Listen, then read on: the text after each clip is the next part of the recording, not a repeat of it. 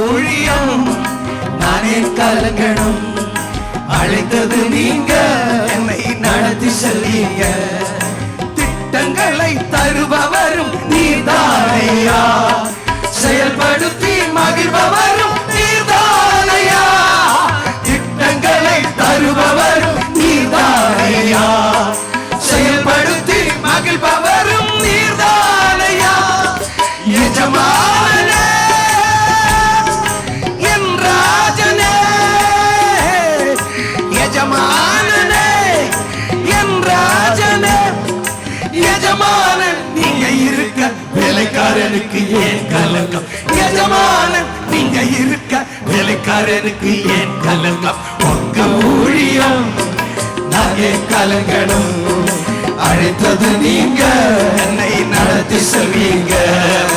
உங்க ஊழியம் நானே கலங்கணும்.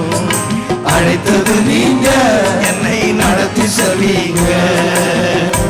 கைகளை தட்டி கர்த்தருக்கு நன்றி சொல்லுவோம். എന്റെ യേശുവാണ് നിന്റെ ജീവിത പടകിലെങ്കിൽ, യേശുവാണ് നിന്റെ ഭരണകർത്താവെങ്കിൽ, യേശുവാണ് നിന്നെ നടത്തുന്നവനെങ്കിൽ പേടിക്കണ്ട. എല്ലാം തീർന്നെന്ന് വിചാരിക്കാതെ. സാഹചര്യം, വാതിലുകളൊക്കെ അടയ്ക്കപ്പെട്ടു, ചങ്ങല കൊണ്ട് ബന്ധിക്കപ്പെട്ടു. ആമേൻ. കാവൽഭടന്മാർ കാവൽ നിൽക്കുന്നു. ഒരു കാരണത്താൽ തൂക്കുമരം തയ്യാറായി കഴിഞ്ഞു. ഒരു കാരണത്താൽ രക്ഷപ്പെടാൻ മാനുഷികമായി ഒരു വഴിയുമില്ല.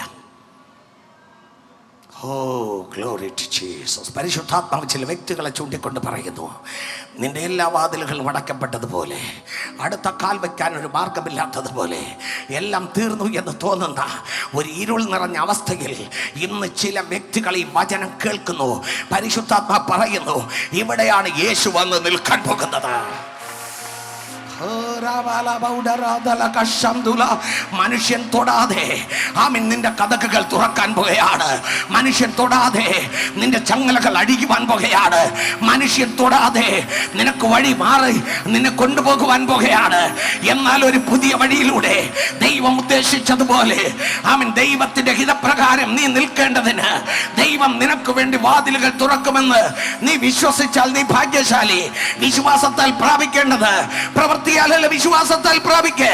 വിശ്വാസത്താൽ ഒന്നുമില്ലായ്മയിൽ നിന്ന് വാക്കുകളിലൂടെ സകലതും ഉരുവാക്കിയ ദൈവം